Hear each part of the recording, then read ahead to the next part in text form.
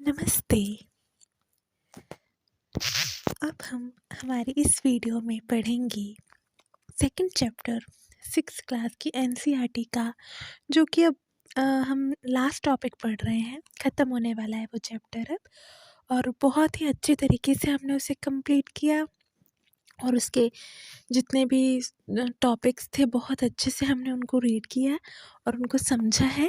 और अब देखिए हम इसका नेक्स्ट पेज जो है 14, पेज नंबर 14 है, वो करेंगे, जहाँ पे हमने कल इसको हमारी पिछली वीडियो में हमने इसको लास्ट एंड किया था। वो यहाँ पर किया था, let's see if there is any other source which provides water to our body. यहाँ पे हमने कल इसका एंड किया था और इसकी नेक्स्ट पैरा है एक्टिविटी 3, तो हम यहाँ से कंटिन्यू करेंगे। और जो इसका मीनिंग ये है कि हम एक एक्टिविटी करेंगे जिसमें कि हमें और कौन से ऐसे फूड हैं जहाँ से हमें वाटर मिलता है, हमारी बॉडी को वाटर मिलता है। तो इसके लिए हम एक एक्टिविटी करेंगे और चलिए उस एक्टिविटी के बारे में पढ़ते हैं। टेक अ टोमेटो और a fruit like lemon, cut it into small pieces. Do your hands get wet while doing so? आप एक टमाटर लीजिए या फिर एक फल लीजिए जैसे कि नींबू, उसको कट करिए स्मॉल पीसेस में। क्या आपके हाथ गीले हो जाते हैं? Carefully observe whenever vegetables and fruit are being cut, peeled, grated and mashed. At your home, do you find any fresh vegetables or fruits that do not contain some amount of water? आप observe करिए कि जब आप घर में रहते हैं तो आप फ्रूट या वेजिटेबल्स हैं उनको कट करते हैं या उनको ग्रेट करते हैं, तो क्या ऐसा आपको फ़ील होता है कि उसमें जो है कईयों में पानी की मात्रा ज़्यादा होती है, कईयों में कम होती है, मीन्स उसमें से पानी निकलता है। आप ये ऑब्ज़र्व करते हैं। We see that many food materials themselves contain water. To some extent, our body needs are met by this water. Apart from this, we also add water while cooking many food items. हम देखते हैं कि कई ऐसे food materials हैं जो पानी अपने अंदर रखते हैं, अपने अंदर पानी कंटेन करते हैं और क्या कहते हैं, उनसे हमारी बॉडी को पानी भी मिलता है, ज़रूरी होते हैं हमारी बॉडी के लिए। और कई बार ऐसा होता है कि हम फूड कुक करते हैं तो उसमें भी हम पानी ऐड करते हैं, तो उसमें भी हमें पानी की मात्रा हमारे शरीर में जाती है। तो फूड को कुक करने में भी पानी इस्तेमाल होता है और उसके अंदर जो पहले से ही पानी रहता है वो उसके अंदर नेचुरली ही रहता है। तो ये एक्टिविटी बहुत इजी है, आप अपने घर पे कर सकते हैं बहुत आसानी से। केयरफुली इसको आप हैंडल करिए। और इसके बाद है, देखिए लिखा है balanced diet. The food we normally eat in a day is our diet for growth and maintenance of good health. Our diet should have all the nutrients that our body needs in right quantities. हम जो खाना रोज़ खाते हैं वो हमारी diet है कि हम इतना खाना एक दिन में खाते हैं, और हमारे बॉडी की ग्रोथ के लिए, गुड हेल्थ के लिए हम जो खाना खाते हैं ये ज़रूरी होना चाहिए कि उसमें भरपूर न्यूट्रिएंट्स हों जो कि हमारी बॉडी को फिट रखें। Not too much of one and not too little of the other. The diet should also contain a good amount of roughage and water. Such a diet is called a balanced diet. इसका मतलब है कि ऐसा नहीं होना चाहिए कि बहुत ज़्यादा न्यूट्रिएंट्स ही हैं या फिर कोई ऐसा फूड आइटम है जिसमें बहुत कम न्यूट्रिएंट्स हैं, ऐसा ना हो। आप उसमें रफेज भी ऐड कर सकते हैं अपनी डाइट में, प्रॉपर क्वांटिटी में उसमें वाटर भी ऐड करिए। तो सभी मिनरल्स, विटामिन्स, न्यूट्रिएंट्स और रफेज जिसको हम कहते हैं, वो सब एक प्रॉपर क्वांटिटी में हो आपके एक दिन की डाइट में, तो उसको हम कहते हैं एक बैलेंस डाइट। एक बैलेंस डाइट होती है जिसमें सब कुछ थोड़ा थोड़ा अपनी अपनी स्मॉल क्वांटिटी में आ जाता है। Do you think that people of all ages need the same type of diet? क्या आप ये सोच सकते हैं कि जो पीपल ऐसे लोग होते हैं जो एक ही एज के हों, एक ही एज ग्रुप के हों, उनको सेम टाइप ऑफ डाइट चाहिए, उनको एक ही जैसी डाइट चाहिए? Do you also think that what we need for a balanced diet would depend on the amount of physical work that we do? हम जो जिसे हम बैलेंस डाइट कहते हैं, मीन्स हम एक दिन में कितना खाना खाते हैं, तो ये एक तरह से डिपेंड करता है कि हमने एक दिन में कितना काम किया है। मीन्स हमारी बॉडी ने कितना वर्क किया है, तो वो उसकी डाइट उसके अकॉर्डिंगली होगी। मीन्स हमने एक दिन में कितना काम हम कर रहे हैं, फिजिकल वर्क कितना कर रहे हैं, तो वो एक तरह से डिसाइड करेगा कि हमारी डाइट क्या होगी। Prepare a chart of whatever you eat over a period of a week. एक चार्ट बनाइए जिसमें आप लिखिए कि एक वीक में आपने कितना खाया है, क्या खाया है। Check whether all the nutrients mentioned are present in one or the other food items being eaten with in a day or so. Check करिए कि आपने जो न्यूट्रिएंट्स मेंशन किए हैं, तो वो आपने एक दिन में खाए हैं, कि आपने उसको एक ही दिन में खाया है, कि रोज़ आप उसी उसी अ, उसी डाइट को फॉलो कर रहे हैं, मीन्स उतने ही न्यूट्रिएंट्स आप रोज़ ले रहे हैं, कि सिर्फ एक दिन में खा रहे हैं। तो वो उसके लिए आप एक चार्ट प्रिपेयर करिए। Pulses, groundnut, soybean, sprouted seeds, moong and Bengal gram, fermented foods, South Indian foods such as idlis, a combination of flours, misi roti, thepla made from cereals and pulses, banana spinach, sattu jaggery available, vegetables and other such foods provide many nutrients. Therefore, one can eat a balanced diet without expensive food materials.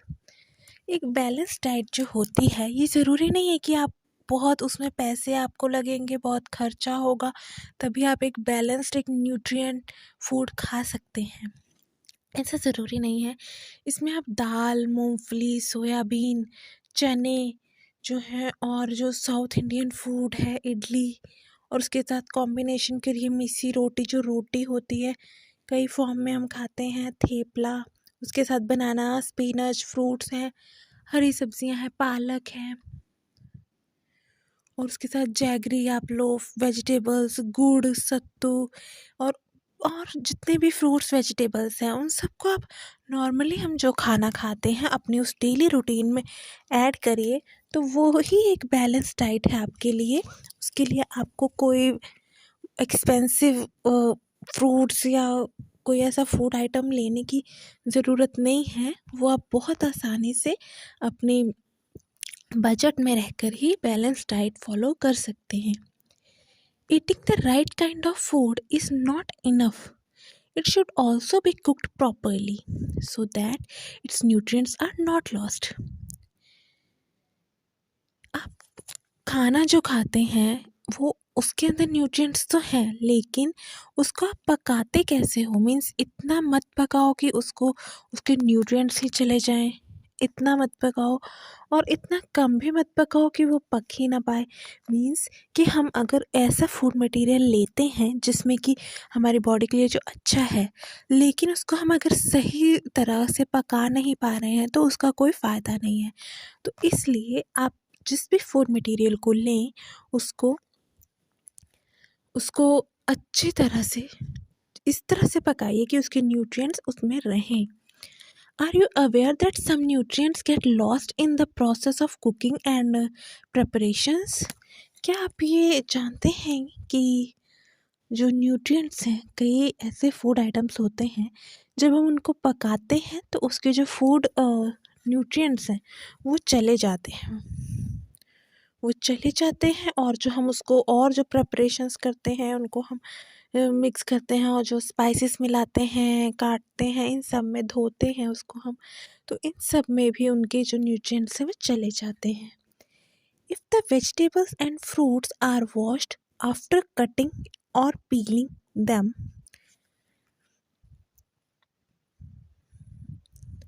It may result in the loss of some vitamins.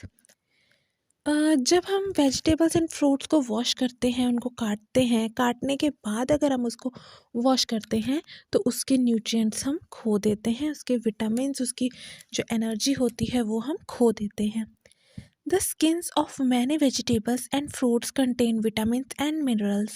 Similarly, repeated washing of rice and pulses may remove some vitamins and minerals present in them. अगर हम जो vegetables and fruit की skin होती है, जो उसके छिलके होते हैं, उसमें कई विटामिन्स होते हैं। तो अगर हम उसको छील के या काट के वॉश करते हैं तो उसके विटामिन्स जो हैं चले जाते हैं। और उसके साथ ही साथ जैसे हम राइस को वॉश करते हैं, अगर हम उसको बार बार वॉश कर रहे हैं तो उसके भी मिनरल्स जो हैं वो लॉस हो जाते हैं। We all know that cooking improves the taste of food and makes it easier to digest. At the same time, cooking also results in the loss of certain nutrients. Many useful proteins and considerable amount of minerals are lost if excess water is used during cooking and is then thrown away. अगर हम cooking को इतना improve करें, cooking हम किसी भी food को क्यों पकाते हैं, ताकि वो हमारे लिए टेस्टी बन जाए और उसको डाइजेस्ट करना आसान हो जाए। लेकिन इसके साथ ही साथ at the same time cooking also results in the loss of certain nutrients. Cooking कई बार न्यूट्रिएंट्स को लॉस भी कर देती है और उसमें उसके साथ मैनी यूज़फुल प्रोटीन्स और उसके मिनरल्स जो हैं वो सब लॉस्ट हो जाते हैं फूड को कुक करते समय या फिर उसको वॉश करते समय। जो उसके न्यूट्रिएंट्स हैं, उसके विटामिन्स हैं, वो सब लॉस्ट हो जाते हैं। उसके बाद है vitamin C gets easily destroyed by heat during cooking. Vitamin C जो है gets easily destroyed by heat during vitamin C gets easily destroyed by heat during cooking. Vitamin C बहुत आसानी से वो ख़त्म हो जाता है जब हम फूड को कुक करते हैं। Would it not be sensible to include some fruits and raw vegetables in our diet? क्या ये ठीक नहीं है कि हम अपने फ्रूट्स को और कच्ची सब्जियों को अपने डाइट में शामिल करें? तो Bujo thought that fats would be the best foods to eat all the time. A katori bowl of fat will give much more energy than a katori of carbohydrate rich food. Is not it? इसका मतलब है कि जो बूझो है, जो एक example इन्होंने दिया है, वो ये सोचता है, बूझो ये सोचता है, उनको ये लगता है कि जो फूड है, अगर हम कार्बोहाइड्रेट रिच फूड लेते हैं वो बहुत ही अच्छा है हमारे सेहत के लिए। मीन्स कि उनको लगता है कि जो फैट है वो एक बेस्ट फूड है खाने के लिए। और so he ate nothing but food rich in fats. Fried food like samosa and puri snacks, malai, rabri and peda sweets, वो फ्राइड फूड्स बहुत खाते हैं। साथ ही साथ जो स्वीट्स हैं वो बहुत खाते हैं। मीन्स उनको लगता है जो टेस्टी फूड है, फैट रिच डाइट है, कार्बोहाइड्रेट रिच डाइट है, वो उनके लिए बहुत अच्छी है। तो do you think he was right? क्या आपको लगता है कि वो सही सोचते हैं? No, of course not. It can be very harmful for us to eat too much of fat rich foods and we may end up suffering from a condition called obesity. ये बिल्कुल सही नहीं है हमारी हेल्थ के लिए। और अगर हम सिर्फ ऑयली खाना खा रहे हैं, स्वीट्स खा रहे हैं, उसको डाइजेस्ट करने में बहुत प्रॉब्लम होगी और ये इस वजह से हमें ओबेसिटी जैसी प्रॉब्लम से, कंडीशन से गुजरना पड़ सकता है। तो ये किसी भी तरह से हमारे लिए ठीक नहीं है, हमारी हेल्थ के लिए। तो इस तरह से इसमें एक इन्होंने इस टॉपिक में इस बात की चर्चा की है कि जो खाना हम खा रहे हैं, जो फ्रूट्स, वेजिटेबल्स, हमें पता है कि ये हेल्थ के लिए अच्छे हैं, लेकिन हम उसको किस फॉर्म में खा रहे हैं, उसको किस तरह से खा रहे हैं, कितना पका रहे हैं, किस तरह से धो रहे हैं, कट करके वॉश कर रहे हैं या कैसे धो रहे हैं। तो ये सब जो है इस एक टॉपिक में इन्होंने बात की है, और इसको आप इस तरह से ही रीड करिए और समझिए। तो आई होप कि आपको बहुत बहुत बहुत अच्छा लगा होगा ये टॉपिक रीड करके, इसको समझकर। और एक बार आप अपने बुक से इसको रीड करिए, राइट करिए, जो जो पॉइंट्स आपको लगता है कि इसमें इम्पॉर्टेंट है उनको अंडरलाइन करिए, और बहुत हेल्पफुल रहेगा आपके लिए, आपके एग्ज़ाम्स के लिए। और एक बार आप रीड कर लीजिए, उसके बाद बस आपको एग्ज़ाम्स में एक बार रिवाइज़ करने की ज़रूरत है। और इसको बहुत ही इन्होंने सिंपल लैंग्वेज में लिखा है, और ये बहुत ही इंटरेस्टिंग टॉपिक भी है इस चैप्टर में। और बस ये इसका सेकंड लास्ट टॉपिक है। इसके बाद एक और टॉपिक है जिसको हम अपनी अगली वीडियो में कवर करेंगे, डेफिशिएंसी डिसीजेस। बस उसके बाद हमारा ये चैप्टर कंप्लीट हो जाएगा। और जैसे कि इस चैप्टर का जो नाम है उसको ही बिल्कुल उस पर ही ये पूरा चैप्टर बेस्ड है। और इसमें देखिए, सबसे पहले जो पहला पेज है जो हमने अभी पढ़ा है 14, पेज नंबर 14 जो है, उसमें एक ब्रैकेट में करके लिखा है कि Paheli wonders whether animal food also consist of these different components and do they also need a balance diet. इसका मतलब है कि पहेली को ये लगता है, वो ये सोच रही है कि जो एनिमल्स फूड है, animal food also consist of these different components, क्या एनिमल फूड भी अलग अलग तरह के इस तरह के कंपोनेंट उनके पास होते हैं, वो भी ये कंटेन करते हैं। And do they also need a balance diet, क्या उनको भी बैलेंस डाइट की ज़रूरत होती है। तो ये एक क्वेश्चन उन्होंने पुटअप किया है सिर्फ आपकी नॉलेज के लिए, आपके क्लैरिफिकेशन के लिए। तो इसको आप रीड करो, समझो, पढ़ो, अपने बड़ों से इसके बारे में डिस्कस करो। और इसके अगला टॉपिक हम करेंगे हमारी नेक्स्ट वीडियो में, और इस चैप्टर को हम कंप्लीट कर लेंगे। Thank you.